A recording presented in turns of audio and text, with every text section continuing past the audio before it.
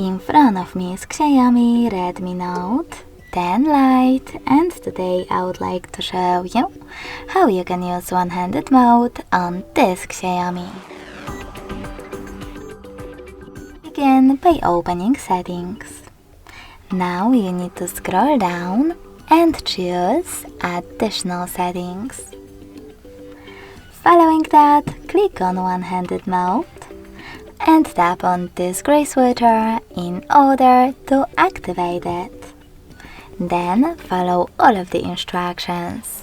Turn on one-handed mode by swiping left or right from the center of the navigation panel.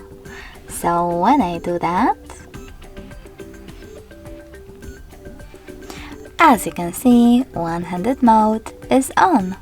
If you wish to go back, click over here or swipe up. In order to disable one-handed mode completely, tap on the same no blue switcher.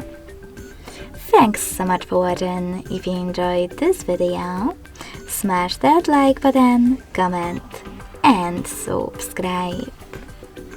Bye!